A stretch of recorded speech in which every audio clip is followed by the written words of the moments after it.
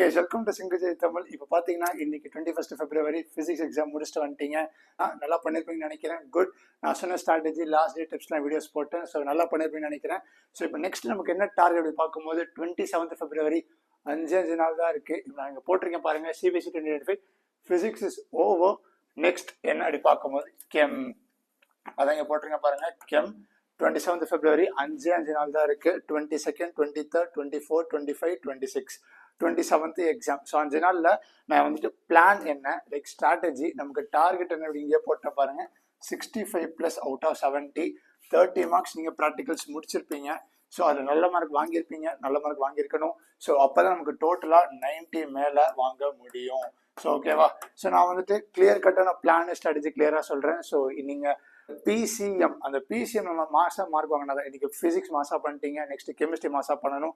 அதுக்கப்புறம் மேக்ஸ் வருது. So மேக்ஸ்க்கும் videos போடுறேன், கவலைப்படாதீங்க. என்ன டவுட்ஸ்னாலும் லைக் கெமிஸ்ட்ரி உங்களுக்கு லைக் என்ன டாபிக்ஸ் வேணும் சிபிஎஸ்சியில் இந்த டாபிக்ஸ் எக்ஸ்பிளைன் பண்ணுங்கன்னா நான் கண்டிப்பாக இந்த 5 நாளில் உங்களுக்கு வேணுங்கிறத போடுறேன். அதே மாதிரி மேக்ஸுக்கும் கேளுங்க, என்னென்ன வீடியோஸ் போட்டே இருக்கேன். ஸோ இப்போதைக்கு உங்களுக்கு 5 நாள், நெக்ஸ்ட் எக்ஸாம் கெமிஸ்ட்ரினால கெமிஸ்ட்ரி பற்றி ஃபுல்லாக வீடியோஸ் வந்துட்டே இருக்கும். என்ன வேணுமோ கமெண்ட்ஸில் கேளுங்க. கமெண்ட்ஸ் படிப்பேன், ரிப்ளை பண்ணாமல் தான் இருக்கேன். ஸோ கண்டிப்பாக படிச்சுட்டு தான் இருக்கேன், ரிப்ளையும் பண்ணுவேன் டைம் இருந்தால். ஸோ கவலைப்படாதீங்க. என்ன டவுட்ஸ் வாட்ஸ்அப்பில் கேளுங்க, கமெண்ட்ஸை கேளுங்க. இந்த கான்செப்ட் புரியலனா, இந்த டாபிக் புரியலனா, இந்த சம் போடுங்க, அது போடுங்க, கேளுங்க. கண்டிப்பாக இடத்துக்கு வீடியோஸ் வந்துட்டே இருக்கு. ஸோ அதான் முதல்ல இப்போ பிளான் ஸ்ட்ராட்டஜி கிளியராக சொல்கிறேன். எதுக்கு நான் இந்த பிசிஎம் மட்டும் கிளியராக சொல்லிருக்கேன்னா, அதில் தான் இந்த டிஎன்இஏ கவுன்சிலிங் வருது, தமிழ்நாடு போர்ட் கவுன்சிலிங். அப்படி பார்க்கும்போது physics physics plus chemistry by 2 எடுத்துப்பாங்க, மேக்ஸ் ஃபுல்லாக எடுத்துப்பாங்க. ஸோ அதுக்காக தான் சொல்லிருக்கேன். மேக்ஸுக்கு ஸ்ட்ராட்டஜி ஃபுல்லாக வந்துட்டே இருக்கு. இப்போ நான் கெமிஸ்ட்ரி போட்டுறேன். ஸோ ஃபுல்லாக கவனிங்க. சரி, ஓகே. இப்போ வந்துட்டு முதல்ல ஸ்டடி பிளான் வந்துடும். இந்த 5 நாள். ஸோ இந்த 5 நாளில் நீங்கள் என்ன பண்ணணும், 2+2+1 எடுத்துக்கோங்க. இதோட 2+2+1 அப்படி பார்க்கும்போது நிறைய பேர் ஆர்கானிக் டஃப்னு நினச்சிக்கிட்டே இருப்பீங்க. கரெக்டாக ஆர்கானிக் வரவே மாட்டேங்குது, டஃபாக இருக்குன்னு சொல்லிட்டு இருப்பீங்க. ஸோ அதுக்காக ஆர்கானிக்கில் 5 சாப்டர் இருக்குது. ஸோ அதுக்கு மட்டும் 2 நாள் எடுத்துக்கோங்க. அதுக்கப்புறமா இன்ஆர்கானிக் 2 சாப்டர் இருக்கு, பிசிக்கல் 3 சாப்டர் இருக்கு, டோட்டலா 10 சாப்டர் இருக்கு. ஸோ எல்லாமே ஈக்குவல் வெயிட்டேஜ் தான். நீங்க பார்க்கும்போது 70 மார்க்கு 10 சாப்டர்னா கிட்டத்தட்ட சில சாப்டர்ஸும் எலக்ட்ரிக் கெமிஸ்ட்ரியில் 9 மார்க் கேட்க வாய்ப்பு இருக்கு, 8 மார்க் கேட்க வாய்ப்பு இருக்கு. ஸோ 8, 9 கேட்குற இடத்துல நார்மலா 7 மார்க் ஒரு சாப்டர்லையும் கரெக்டா ஈக்குவல் வெயிட்டேஜ். அடுக்கும்போது சில சாப்டர்ஸ்லாம் 6 சொல்யூஷன்ஸ், அந்த மாதிரி 6 கொஸ்டின் கேட்க வாய்ப்பு இருக்கு. ஸோ நான் சொல்லிடுறேன். ஸோ இந்த 2 நாள்ல இன்ஆர்கானிக் ஒரு நாள், பிசிக்கல் ஒரு நாள் அப்படி முடிச்சிடணும். நான் எதுக்கு சொல்றேன்னா, ஆர்கானிக் 5 சாப்டர்ஸ் இருக்காங்க, 2 நாள் கொடுத்துருக்கேன். இதில் நான் ஒரு நாள் பார்க்கும்போது டோட்டல் ரிவிஷன். ஆனால் என்ன ரிவிஷன் பண்ண அப்படி பார்க்கும்போது நீங்கள் லைக் இந்த 4 நாள் படிச்சிருப்பீங்க. லைக் ஒன்று டஃப்பாக இருக்கும், ஒன்று ஈஸியாக இருக்கும். ஈஸியாக இருக்கிறது லைக் டோட்டலாக மாசாக படிச்சிருப்பீங்க, எல்லாம் மண்டல நிற்கும். டஃப்பாக இருக்கிறது, கொஞ்சம் டவுட்டாக இருக்கிறது, அதெல்லாம் லைக் அதை மட்டும் கிளியர் கட்டாக இந்த 10 சாப்டரில் 2 சாப்டர் எனக்கு புரிய மாட்டேங்குது, கொஞ்சம் டவுட்டாக இருக்கு, full day full and full revision மட்டும் தான் பண்ணிட்டு இருக்கணும். அது லாஸ்ட் நாள் மட்டும், last day revision. What revision? நீங்கள் இந்த மாதிரி டஃப்பான சாப்டர்ஸ், உங்களுக்கு வராத சாப்டர்ஸ், கொஞ்சம் கஷ்டமாக இருக்க சாப்டர்ஸ்லாம் ஃபுல்லாக ரிவைஸ் பண்ணிட்டே இருக்கணும். கரெக்ட். சரி, ஓகே. நெக்ஸ்ட் பார்க்கும்போது 2 to 3 சாம்பிள் பேப்பர்ஸ் எக்ஸாம் போட்டே ஆகணும். ஃபுல் பேப்பர் லைக் இந்த 70 மார்க் ஃபுல் பேப்பர் கண்டிப்பாக போட்டே ஆகணும். எப்போ போடணும்? 2 to 3 நான் சொல்லியிருக்கேன். 5 நாளில் 2 to 3 கண்டிப்பாக போடணும். அப்போ தான் உங்களுக்கு தெரியும் ஐடியா. ஓகே, நான் இவ்வளோ மார்க் வாங்கியிருக்கேன், இவ்வளோ மார்க் வருது, கொஞ்சம் மார்க்ஸ் இன்க்ரீஸ் பண்ணணும், லைக் இந்த டைமிங்குள்ளே நான் போடுறேன்ட்டு கிளியர் கட்டாக சொல்லணும். நான் வாட்ஸ்அப்லேயும் சாம்பிள் பேப்பர்ஸ் போடுறேன், கவலைப்படாதீங்க. லைக் பேப்பர்ஸ், டிபிபிசி, இந்த மாதிரி லைக் கெமிஸ்ட்ரிக்கு என்னெல்லாம் ரிவைஸ் பண்ணுறதுக்கு எல்லாத்துக்கும் வாட்ஸ்அப்பில் இன்னைக்கு நான் சென்ட் பண்ண, கவலைப்படாதீங்க. ஸோ அதுக்கு தான் சாம்பிள் பேப்பர்ஸ் அப்படி பார்க்கும்போது லைக் நாளைக்கு காலைல ஃபர்ஸ்ட் லைக் எதுவுமே படிக்கவே இல்லை, சும்மா சாம்பிள் பேப்பர் போட்டு பாருங்கள், எவ்வளோ மார்க் வருதுன்னு பாருங்கள். அதுக்கப்புறமா படிங்க. நெக்ஸ்ட் ஆர்கானிக் படிச்சு முடிச்சதுக்கு அப்புறமா ஒரு சாம்பிள் பேப்பர் போடுங்க. இங்கே ஒரு சாம்பிள் பேப்பர், ஆர்கானிக் படிச்சு முடிச்சதுக்கப்புறம் ஒரு சாம்பிள் பேப்பர், அதுக்கு டோட்டலாக லாஸ்ட் நாளில் ஒரு சாம்பிள் பேப்பர். ஸோ கிளியர் கட்டாக லாஸ்ட் நாளில் சாம்பிள் பேப்பர் போடுறீங்களா, கம்மியாக வந்தால் கூட கவலைப்படாதீங்க. ஸோ கொஞ்சம் பேனிக் ஆகாதீங்க, என்ன கம்மியாக வந்துச்சு அதெல்லாம் பேனிக் ஆகாதீங்க. It's A practice for you. Like இதுதான் நடக்குது, லைக் தெரியாதெல்லாம் திரும்பி அந்த கான்செப்ட் போய் படிங்க, அதான் ரிவிஷன். அந்த மாதிரி ரிவிஷன் பண்ணுங்க. ஒரு சாம்பிள் பேப்பர் போடுறீங்களா, அதை அனலைஸ் பண்ணுங்க. இதெல்லாம் டாபிக்ஸ் எனக்கு தெரியல, இந்த டாபிக்ஸ் நான் படிக்கணும். கிளியர் கட்டான ரிவிஷன் அந்த லாஸ்ட் நாளில் தான் பண்ணணும். இருக்கிற எல்லா சாம்பிள் பேப்பர்ஸும் போடணும் கரெக்டாக. ஸோ அதை 2 to 3 சாம்பிள் பேப்பர்ஸ் போடணும். லைக் ஆர்கானிக் 2 நாள், பிசிக்கல் இன்ஆர்கானிக் ஒரு நாள் லாஸ்ட் நாள் ரிவிஷன் ப்ளஸ் சாம்பிள் பேப்பர்ஸ் போட்டு ரிவைஸ் பண்ணிட்டே இருக்கணும். புரியுதா? ஸோ இதுதான் ஸ்டடி பிளான் 5 நாளைக்கு. இதை மட்டும் கிளியர் கட்டாக ஃபாலோ பண்ணுங்க, you will be able to get it. So okay, attempting exam. So exam attend பண்ணுறது பார்க்கும்போது முதல்ல 15 minutes ரீடிங் டைம் கொடுப்பாங்க. இந்த ரீடிங் டைமில் 2 திங்ஸ் இருக்குது. என்னென்னு பார்க்கும்போது நிறைய பேர் முதல்ல பேனிக் ஆவீங்க, சில பேர் எக்ஸைட் ஆவீங்க. ரெண்டுமே நீங்கள் ஆகக்கூடாது. எந்த இதா கூட காமாக இருக்காமல் கூலாக இருக்கணும். எதுக்கு சொல்கிறேன்னா, பேனிக் ஆகக்கூடாது பார்க்கும்போது லைக் படிச்சிருப்பீங்க, கொஸ்டின்ஸ் படிச்சுட்டு வந்துட்டு இருப்பீங்களா ரேட்டிங் டைம்ல, சில கொஸ்டின்ஸ்லாம் பார்த்தோன்னே என்னடா அது டஃபாக கேட்டிருக்காங்க, எதுவும் புரிய மாட்டேங்குது, பேப்பர் டஃபாக இருக்கு, மார்க் கம்மியாயிடுமா, லைக் பயப்படுவீங்க. கரெக்டா? ஸோ அந்த பேனிக்கும் ஆகாதீங்க, கொஞ்சம் யோசிங்க. ஈஸியான கொஸ்டின்ஸ் இருக்கும், நீங்க படிச்சது கண்டிப்பா இருக்கு. ஏன்னா நீங்க ஒரு வருஷம் ஃபுல்லா படிச்சிருக்கீங்க, கண்டிப்பா இருக்கதானே போகுது. நெக்ஸ்ட் எக்ஸைட் ஆகாதீங்க. இல்ல படிச்சது எல்லாமே வந்துருச்சு, எதுக்கு எக்ஸைட் ஆகாதீங்க நான் சொல்றேன். அது பார்க்கும்போது லைக் இந்த எக்ஸைட்டேஷன்ல நிறைய பேர் நீங்க வந்துட்டு இந்த சில்லி மிஸ்டேக்ஸ் பண்றது, அந்த லைக் இந்த எம்சிக்யூஸ்லாம் லைக் நீங்க பார்த்தோன்னே உங்களுக்கு தெரியும் ஆன்சரு, பட் ஆனால் இது வரலாமா, அது வரலாமா, இது வந்திருக்கலாமே, அந்த மாதிரி லைக் உங்களுக்கே ஒரு பெர்ஸ்பெக்டிவ் வந்துடும். நீங்க கரெக்டான ஆன்சர் யோசிச்சுட்டு இருந்தீங்க, தப்பான ஆன்சர் போய் போட்டுருவீங்க. அதை எக்ஸைட்டும் ஆகாதீங்க. தெரியுதா? வெல் அண்ட் குட், யோசிச்சு வச்சுக்கோங்க, அவ்வளோதான். எழுதும் போது கரெக்டாக எழுதிருங்க. அதில் எக்ஸைட் ஆகாதீங்க, பேனிக் ஆகாதீங்க. எந்த லெவலாக இருந்தால் கூட காமா இருங்க. ஒன்று தெரியல, வெயிட் பண்ணுங்க, உங்களுக்கு தெரிஞ்ச ஈஸியான டாபிக்ஸ்குள்ளே போங்க. லைக் படிச்சுருங்க, எல்லா கொஸ்டினும் படிங்க, கண்டிப்பாக படிச்சது வரும். படிச்சதுக்கப்புறம் ஒரு கான்ஃபிடன்ஸ் கெயின் பண்ணிட்டீங்கன்னா கண்டிப்பாக இதில் நம்ம இதுக்கு போகலாம். சரி, நீங்கள் இந்த லெவலில் இருக்கீங்களா, இந்த லெவலுக்கு வரக்கூடாதுல்ல. ஸோ இந்த லெவலில் இருக்கும்போது அது லைக் எல்லாமே தெரிஞ்சிச்சு நான் மாசா பண்ண போறேன்னு சொல்லிட்டு சில்லி மிஸ்டேக்ஸ் பண்ணுறாதீங்க. அதை மெயின் அதை எக்ஸைட் ஆகாதீங்க, காமாக கூலாக இருக்கு. சரி, ஓகே. இப்போ வந்துட்டு 1 2 3 4 5 போட்டிருக்கேன். என்னடா 1 2 3 4 5 பார்க்கும்போது நீங்கள் முதல்ல ஈஸியான கொஸ்டின்ஸ் அட்டன் பண்ணுங்க. லைக் எல்லா செக்ஷன்ஸும் போங்க, எல்லா செக்ஷன்ஸும் படிங்க.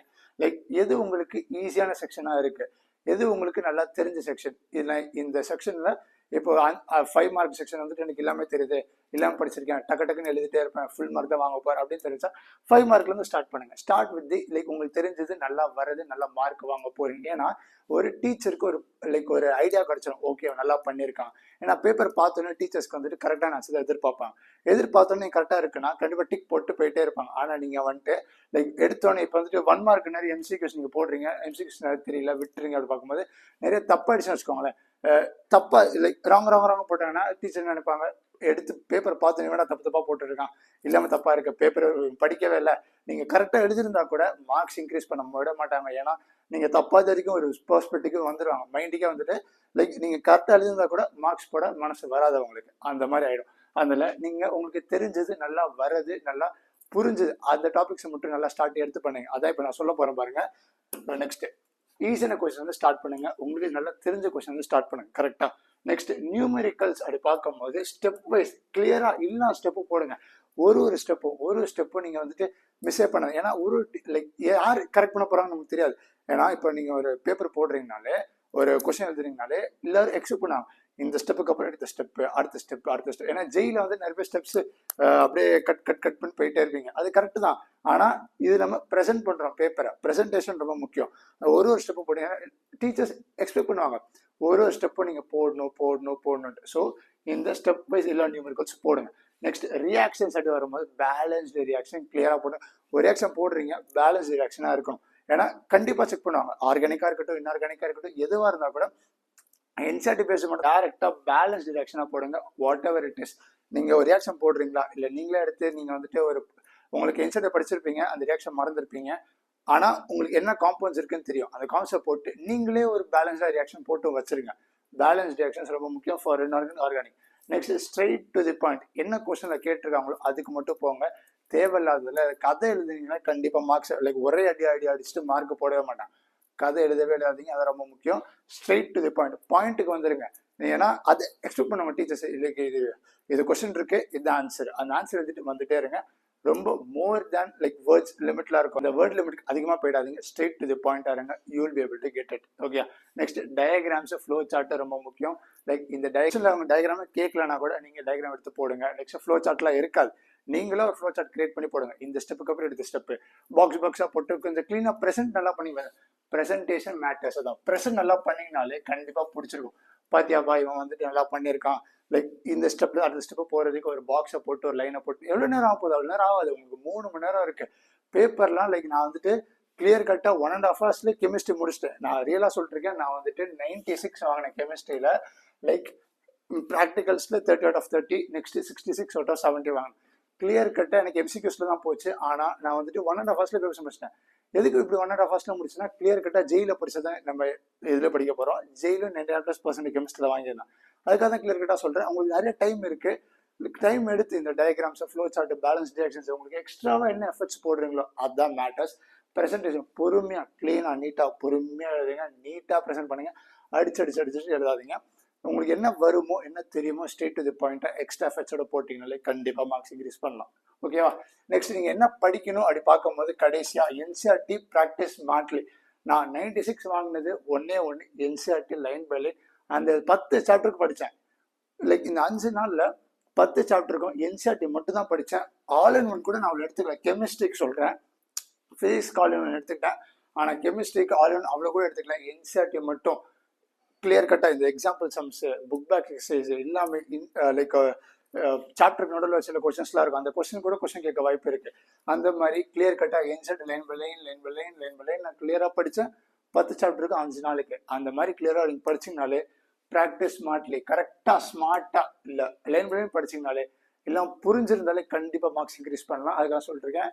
Next believe, stay confident. என்ன நடந்தாலும் ஓகே தான், கண்டிப்பாக மார்க்ஸ் இன்க்ரீஸ் பண்ணலாம். நான் சொல்கிற மட்டும் ஃபாலோ பண்ணுங்க. உங்களை நம்பிக்கை வச்சாதான் நம்ம மார்க்ஸ் இன்க்ரீஸ் பண்ண முடியும், நல்லா படிக்க முடியும். அதுக்காக சொல்லியிருக்கேன்.